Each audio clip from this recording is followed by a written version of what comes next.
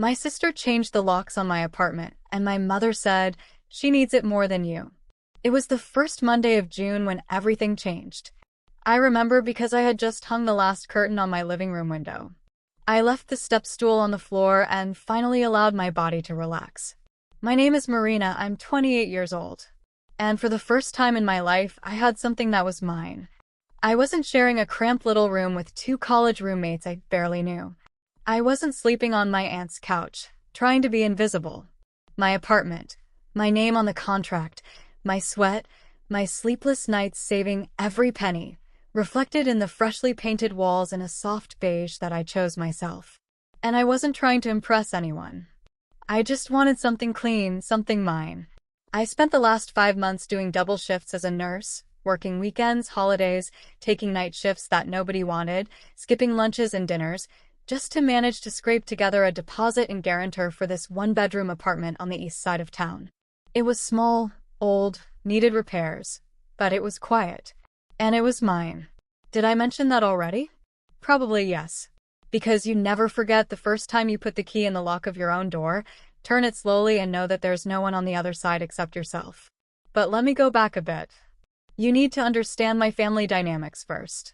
Otherwise, what happened won't make sense. Or maybe it'll make too much sense. I grew up in a house where the person who cried the loudest got what they wanted. My father was never very emotionally present. He was there physically, worked, paid the bills, but he was like a ghost passing through the hallways without really seeing us. So it was just me, my older sister Daniela, and our mother, who somehow decided that Daniela was the Brazilian version of a princess who needed to be protected from everything. But instead of doing household chores, Daniela always made excuses. Failed a class? Poor thing, she's stressed about her studies. Couldn't keep a job? Oh, the boss was too demanding. Fought with her boyfriend? Poor dear, she's heartbroken. My mother always whispered the same thing. She's sensitive, Marina. She's going through a phase. For 15 years straight. Daniela was 5 years older than me and had the confidence of someone who had never heard no in their life. I thought she was amazing when I was a child. She wore makeup, had a sweet strawberry perfume, listened to loud music in her room as if she were in an MTV video. But when I reached adolescence, something changed. She started talking to me as if I were her annoying maid. Mari, bring me some water. Mari, wash the dishes or I'll tell mom you stayed up late on your phone. Mari, stop being so weird. And to my mother, it was always the same litany. Let her be, Marina. She's under a lot of pressure. I never figured out exactly what the pressure was. She dropped out of college in the second semester. Spent a few years jumping from one temporary job to another. Then she married a guy named Tiago, who wore fake designer caps and thought being rude was having personality. Meanwhile, I was the one who stayed quiet. Good grades in school. Got into a public nursing college studying at night, working full-time as a nursing assistant during the day. It wasn't glamorous, but it paid the bills. And over time, I went from assistant to technician, then managed to finish my degree and become a nurse. Nobody gave me anything. I fought for every promotion, every extra reel, every inch of progress.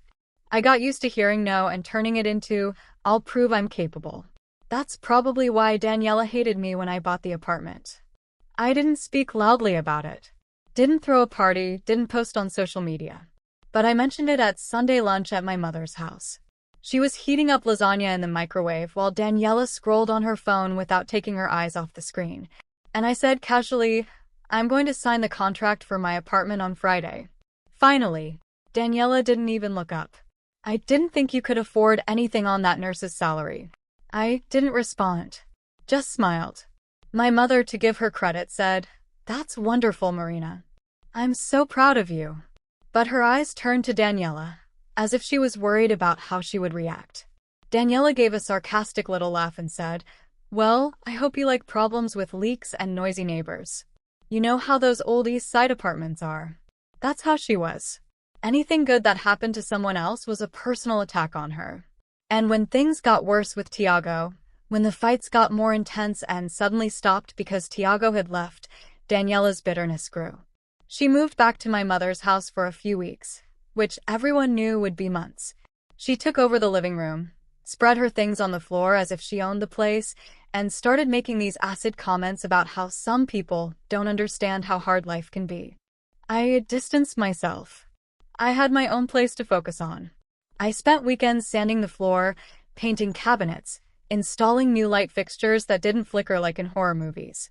I even learned to lay tiles in my own bathroom by watching YouTube tutorials.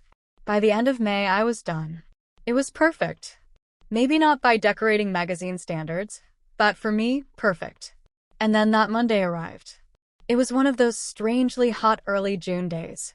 I had just gotten off my shift, my uniform stuck to my back, and all I could think about was taking a long shower and sitting on the balcony with a cold juice. I arrived at the door, stuck the key in the lock, but it wouldn't turn. I blinked. Tried again.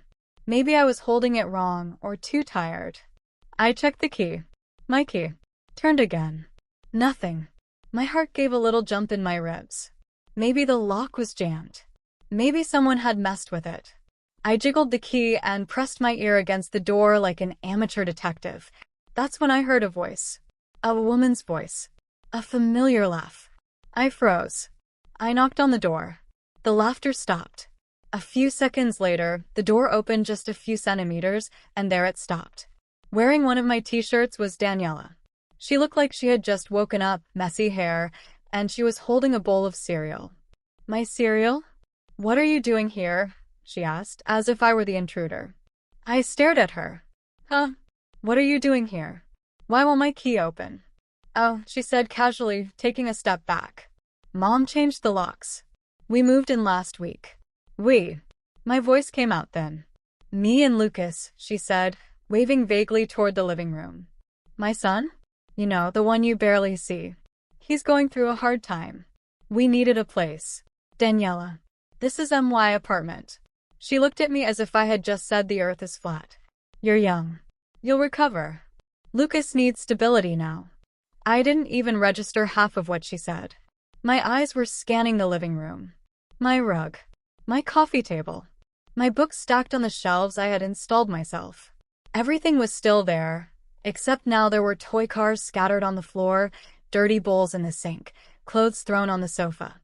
I think I stopped breathing. I didn't shout. Didn't yell. Didn't even go in. I turned around, went down the stairs, got in my car and sat in silence for about 10 minutes, just holding the steering wheel. My chest felt like it was falling apart, as if the air had been sucked out of the world. Then I grabbed my phone and called my mother. She answered on the second ring. Hi, daughter. Why is Daniela in my apartment? She sighed. No guilt, no panic, just tired. Marina, please don't make a scene. Daniela is going through a very difficult time. You gave my apartment to her. You're young. You'll find something else. It's just temporary, until she recovers. Lucas needs a stable home. And you? Well, you're always working anyway. I felt something snap. Not loud, not explosive, just a silent snap. I said okay and hung up. Then I drove straight to the police station with no intention of fighting, no desire to scream, but with my rental contract in hand. And that's when the real war began. I entered the police station as if I were still in a dream. I didn't know what to expect. Maybe a pat on the back. Maybe some cops saying, wow, we'll solve this right now. But what I got was bureaucratic protocol, cautious looks, and hesitant tones. I sat in the waiting room, contract in one hand, ID in the other, trying to stay calm while my brain screamed in circles. The officer at the reception, Detective Ferreira, I think that was his name, asked me to explain everything. I explained. Slowly. Carefully. No anger in my voice. Just the facts. I had signed a 12-month rental contract. I had paid every penny of that apartment out of my own pocket. I had keys, furniture, receipts, and now I was locked out by a person living there, someone who hadn't paid anything and had no legal right to be there. He looked at the contract, asked for my landlord's contact information, and then gave me a look that seemed somewhere between pity and exhaustion. Well, he said, this isn't a criminal case yet. However, if she broke in, if she changed the locks without permission, we could be looking at property invasion. But you gave the key to your mother. I gave it. I interrupted. I never gave it to her. I gave my mother a spare for emergencies. He raised his eyebrows, shaking his head slowly. Right, that changes things. Your mother gave access to another person, and that's unauthorized use, maybe even a legal entry. But look, Marina, this type of situation can get complicated. Family disputes aren't always resolved by us. You'll want to start with a formal police report and then go through your landlord. If she doesn't leave voluntarily, you'll need to file an eviction order. I wanted to laugh, cry, or scream into a pillow. Instead, I just asked for the forms and started filling them out with my numb hand. My phone vibrated with a message halfway through. I ignored it. It was from my mother. Please don't make things worse, Marina. She needs this more than you right now.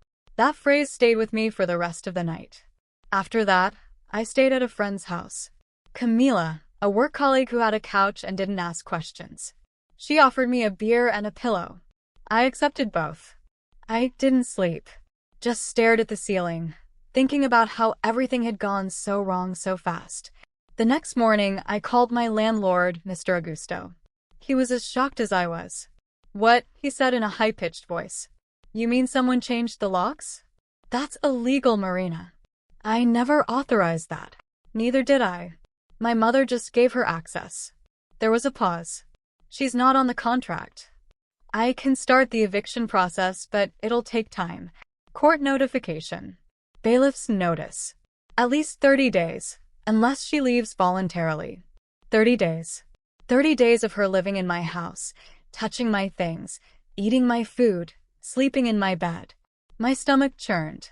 Mr. Augusto promised to go check everything out personally, but until then, I was stuck in limbo. My apartment was no longer mine. Not in practice. I called my mother again that afternoon. She answered low and slow, as if she was expecting it. Hi, daughter. I want you to tell me exactly what happened. She sighed. Marina, I know you're upset, but try to understand. Daniela showed up here crying, with Lucas in her arms. She said Tiago kicked her out, that she had nowhere to go, and I couldn't stand to see my grandson suffering. You're fine, daughter. You're strong. You have a good job. And that means you can just give away my apartment? You weren't even there half the time. Always working or sleeping at some friend's house. I didn't think it would be such a big problem for a few weeks. I squeezed the phone harder. You didn't think to ask me. She's your sister, Marina. Family helps family. And she needs it more than you. There it was again. That phrase. No. Sorry. You're right. There was a pause and a sigh of relief. I'll come by tomorrow, I said, to get her out of there. You're not thinking clearly. Don't do something you'll regret. No apologies. No accountability. Just another excuse. I hung up before saying something I couldn't take back. The next day, I parked in front of the building with Mr. Augusto right behind me. He wanted to witness everything personally. We knocked on the door. No answer. We knocked again. Nothing. Finally, he used the master key he still had, but it didn't work. The locks had been completely changed. Mr. Augusto stepped back, rubbing his forehead. Unbelievable. We had no choice but to put a notice on the door. An official notice that the registered tenant, me, had reported the unauthorized occupation and that the legal eviction process had begun. I took a photo of the notice and sent it to Daniela and my mother. Neither responded. But later that night, I saw the crumpled paper in a trash can in a photo posted on Daniela's private Facebook story, one I shouldn't have seen. The caption said, "She thinks this little paper scares me. Try harder, little sister."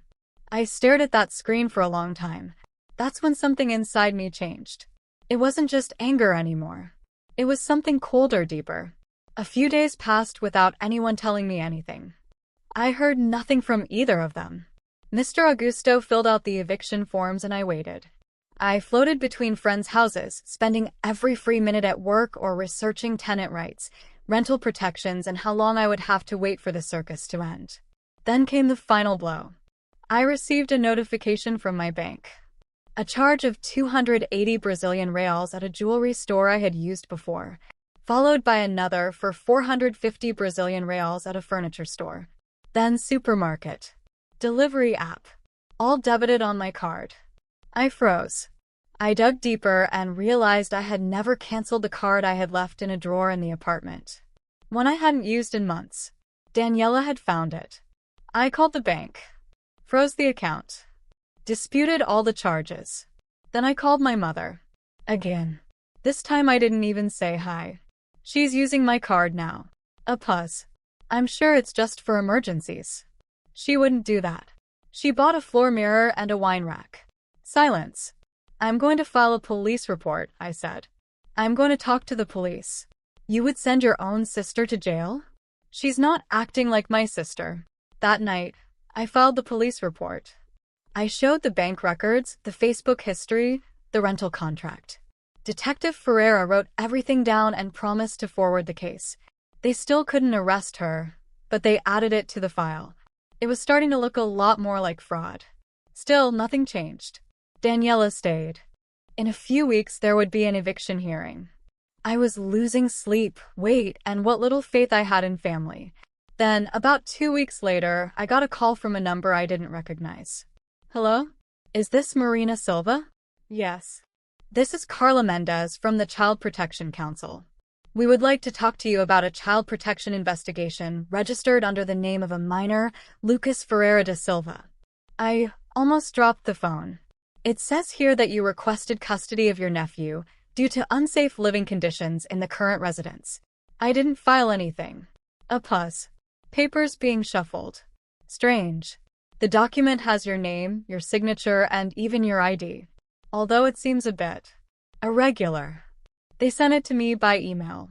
I opened the file and saw my name signed at the bottom of a custody petition, but the signature was wrong. My name was misspelled on one page. The ID photo was a cropped scan from an old work card I had lost years ago. It was fake. Daniela, or someone who was helping her, was trying to incriminate me. Whether it was to scare me, delay the eviction, or paint me as the villain, I didn't know. But it was a line crossed to the point of no longer being visible. I called my mother furiously. She didn't answer. So I went to her house. She opened the door holding a dish towel, as if it were an ordinary Thursday. Marina, please, don't come in without warning.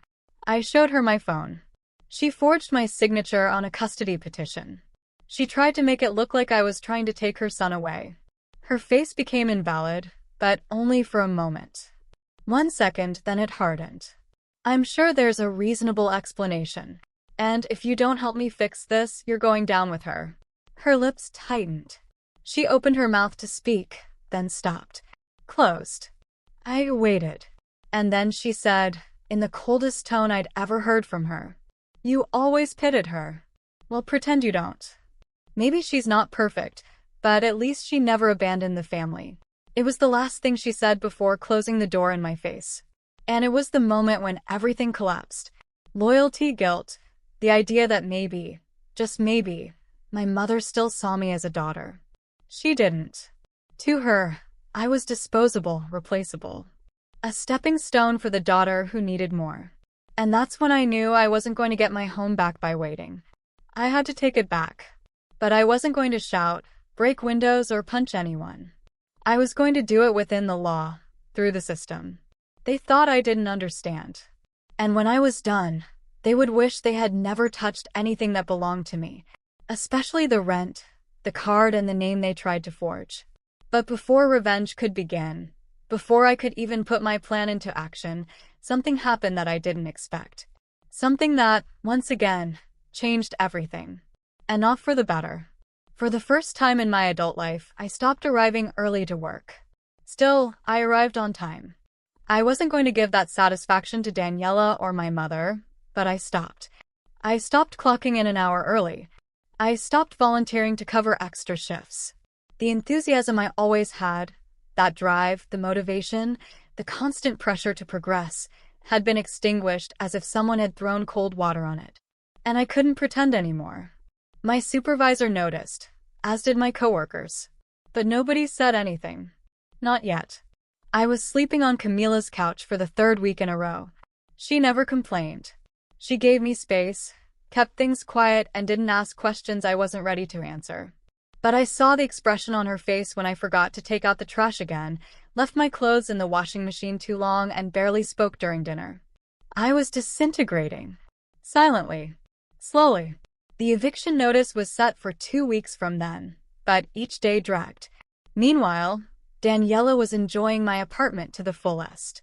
She changed her profile from suffering divorcee to vibrant influencer. On her Instagram, photos of her new cozy corner in my apartment. Lucas eating cereal on my kitchen island. Still mine, still my cereal. And a post that almost made me throw my phone across the room. Sometimes life surprises you with a new beginning. Thanks to everyone who supported me when I had nothing. I was blocked from seeing, of course. But people talk. Screenshots are shared. My cousins sent it to me without saying anything. I didn't respond. I couldn't. The weight of everything was suffocating me. The betrayal. The silence. The fact that my own mother hadn't called even once to see if I was okay.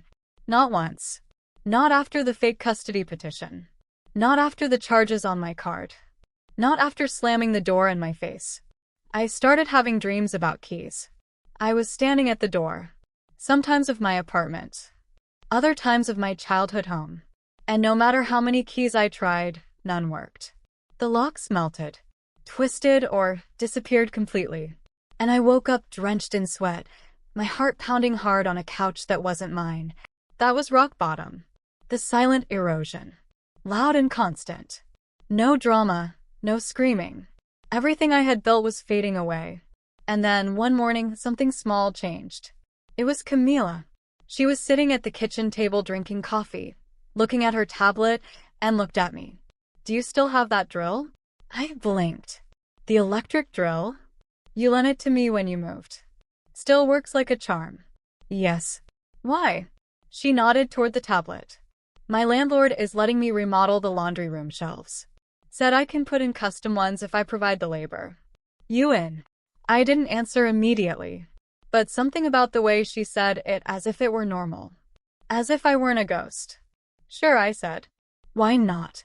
It took an hour to install everything. Basic installation, but it felt good to do something. To hold the tools again. To measure cut sand. The rhythm was in the memory of my hands, even if my heart was still catching up. The following weekend, we got into her closet. Then the back of the kitchen. Camila kept finding excuses to bring me into projects, and I didn't resist. I didn't talk much, but I showed up. I worked. And slowly, something started to come back. Camila noticed. At dinner, eating Chinese food from takeout containers, she said. "Have you ever thought about doing this professionally? Maintenance, handyman jobs, installations? You have a knack for it, Mari." I shook my head. "No, that's just a hobby." "Why not? You have a gift. You're detail-oriented. You don't cut corners. Half the guys on Get Ninjas don't even want to use a level. You could charge double and still get hired." I didn't say anything. But that night I grabbed my laptop and started researching. Licensing. MEI registration. Website templates. Insurance costs. Taxes. I didn't sleep much. But for the first time in weeks, it wasn't anxiety. It was hope. Over the following days, I balanced work with research. I made lists. Tools I already had. Tools to buy. Services offered. Pricing table. Insurance questions. And taxes.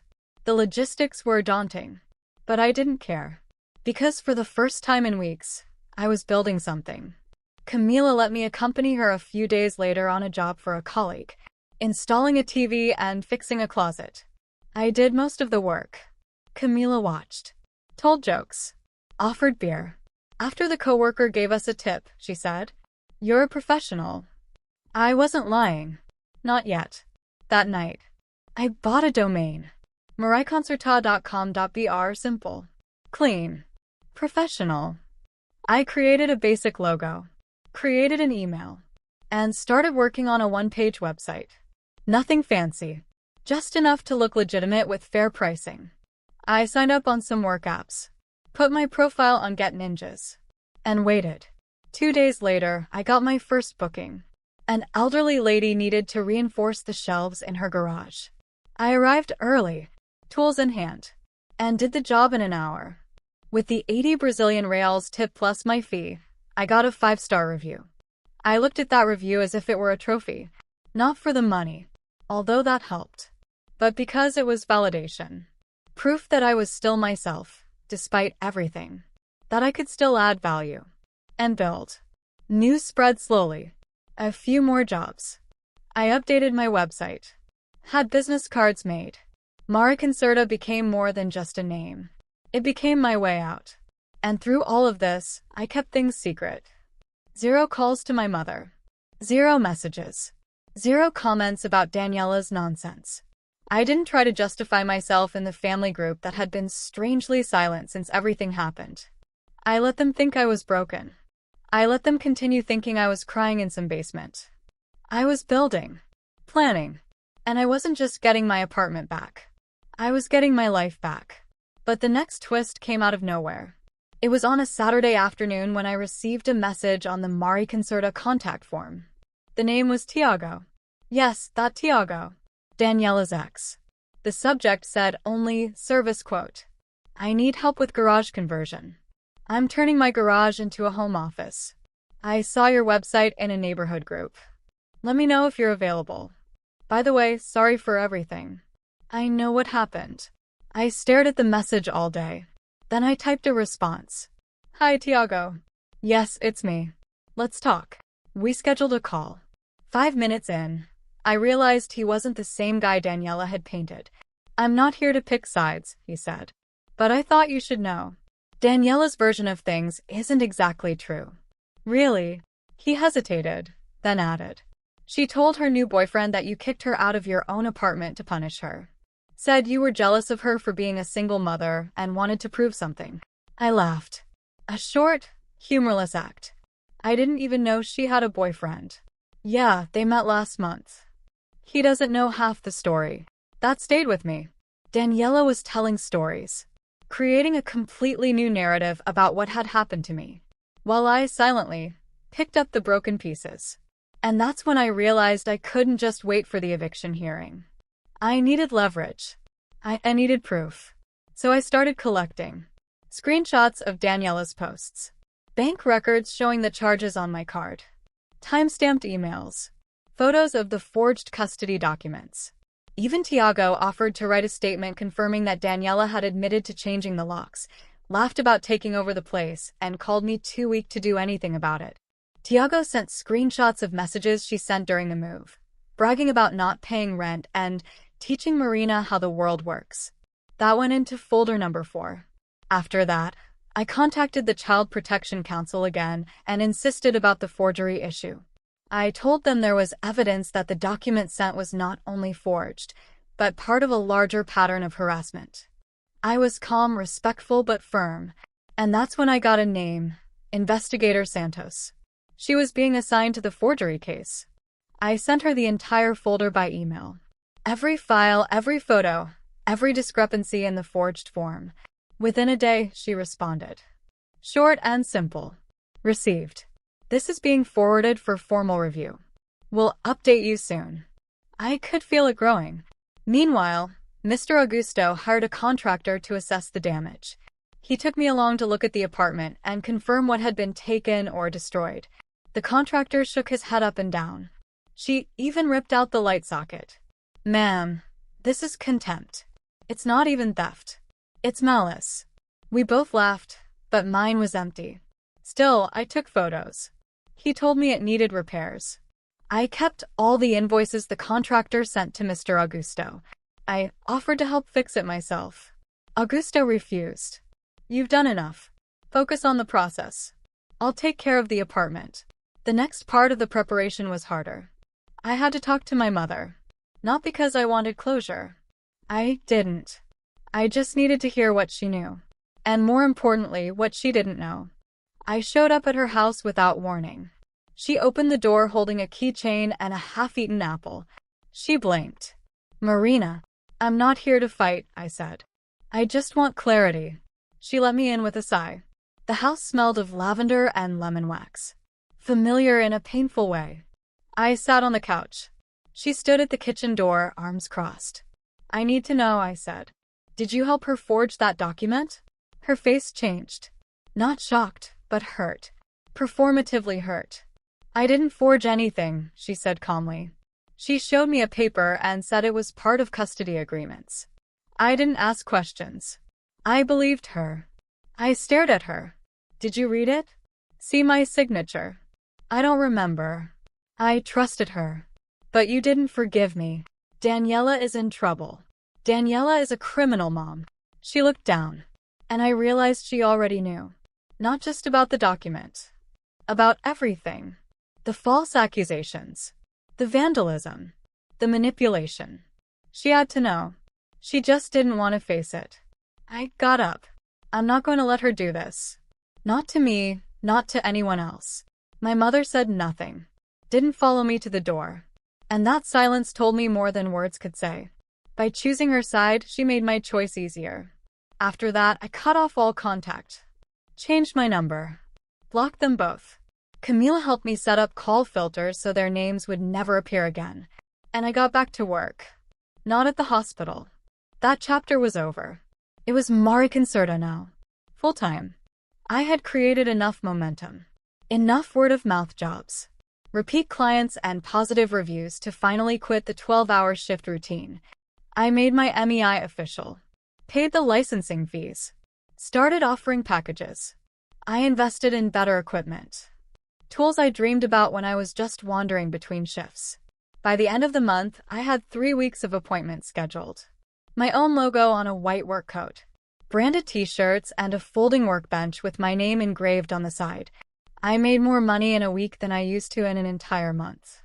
But I didn't post about it. Didn't show off. Because this wasn't for Daniela. It was for me. Part of me wanted her to see what I built from the ashes she left.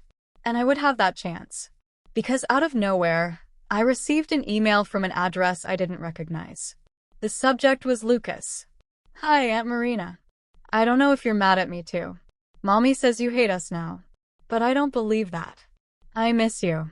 Can I see you someday? Attached to the email, a crayon drawing. A figure representing me with a big wrench and a smile. Next to it, a child with a toolbox. That broke me. And reminded me exactly why I had to finish this. Not just for justice, but to protect the next person Daniela tried to manipulate. Even if it was her own son. So I made my final list. The final move didn't come in a dramatic courtroom scene, nor in some shouted confrontation in a parking lot. That would have been too easy, too noisy. Daniela always thrived on drama. Chaos was her currency. So I chose the only weapon she could never understand. Silence. Strategic, constant, legal silence. I waited for the hearing. The eviction case that had started everything was finally going to court. And despite everything Daniela had done, she still showed up. Late. Without a lawyer. Without excuses. Just a cheap white blouse and that same smug smile she wore on the day she changed the locks on my apartment. She didn't even look at me when she entered. Didn't look at the folder I carefully placed on the table in front of me, labeled evidence, theft, fraud, and ideological forgery, Daniela Ferreira da Silva. I had everything inside. Receipts for the lost electronics. Photos of the damage she caused. Screenshots of her social media posts, bragging about living in my rented apartment. Notarized statement from Tiago. Police reports. Bank fraud documentation. The forgery of the custody petition. The judge, a woman in her 50s, tired and with no time for games, decided quickly. After just 25 minutes, she ruled in my favor. Immediate eviction granted. Applied retroactively, since Daniela was unemployed. Mr. Augusto was reimbursed for property damage. Daniela received a fine for destruction of property. She received another fine for unauthorized credit card use. Daniela didn't say a word. She didn't need to. Her face said it all. And when the judge asked if she had anything to add before closing, she finally opened her mouth. She's exaggerating. It was just family helping family. The judge looked at her over her glasses. That's not what the evidence says, Ms. Silva. This is no longer a family matter. It's criminal. That was the first response. But the blow came a week later. Investigator Santos called me with an update. The forgery of the custody petition wasn't just a misdemeanor. It had crossed the line into criminal territory. Daniela had sent a forged document to a government agency. Combined with the Child Protection Council's statement and the fake identity she used, it was enough for the public prosecutor's office to file charges. Fraud, ideological forgery, use of false documents. A hearing date was set. A public defender was assigned to her, since she couldn't afford her own lawyer. And despite everything, she still tried to make it seem like I was the one attracting her. I didn't respond to messages.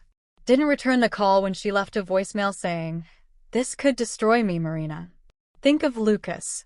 Lucas? I was thinking of Lucas. I didn't respond after that first message. Not directly. I went back to the Child Protection Council. Again. Subtly. Carefully. I told them I wasn't trying to petition for custody. I just wanted to make sure Lucas was safe. I told them everything I had. Her living conditions, the instability, the manipulations. I even forwarded the messages she had sent about using Lucas to blame me. They thanked me and then continued from there. A few weeks later, I heard from Tiago that he had filed for full custody. It seems the Child Protection Council had made a home visit. That's when they discovered that Daniela was leaving Lucas with friends for days at a time, bouncing between couples' houses, and still trying to find herself. She didn't show up for a scheduled follow-up appointment. Then she missed another. It was enough.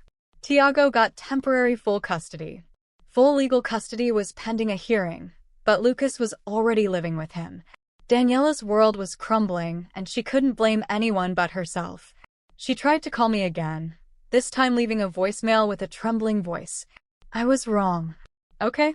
I didn't want it to go this far. I was desperate. Can't we fix this? I didn't respond. I had already blocked her number. It was Camila who finally said what I had been thinking all along.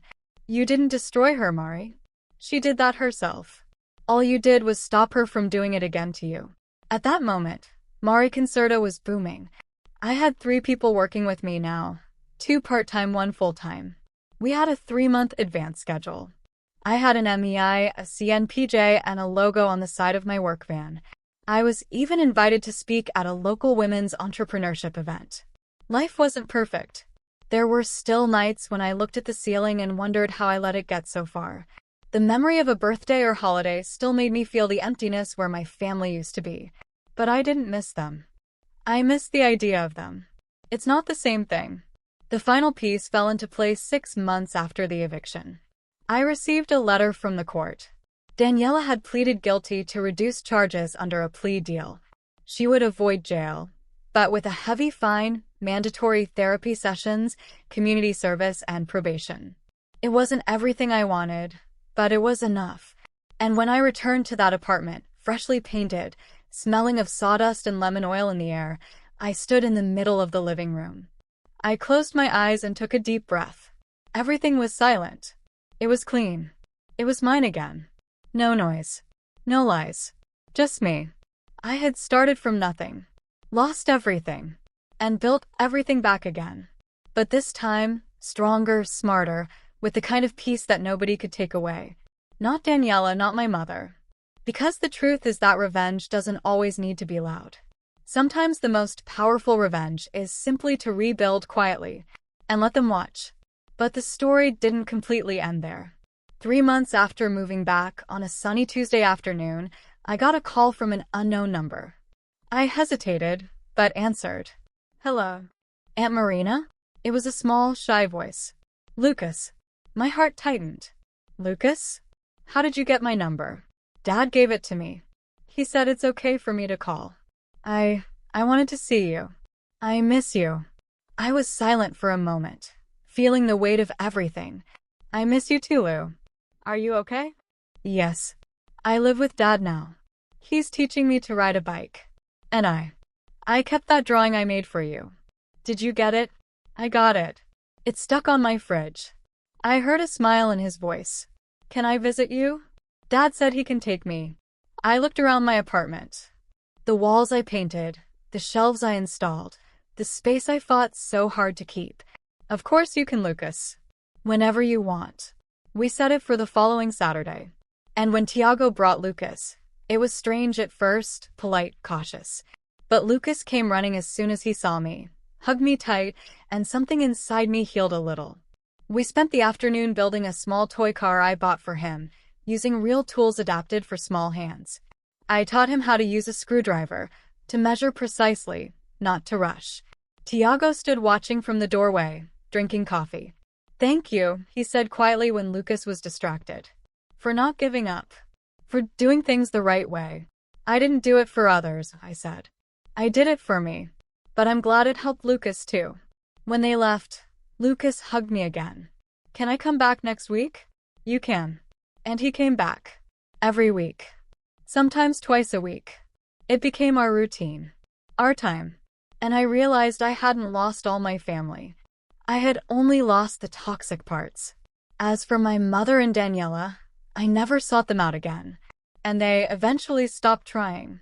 I heard through family rumors that Daniela was living with her mother again, working a part-time job at a clothing store. Still serving her probation.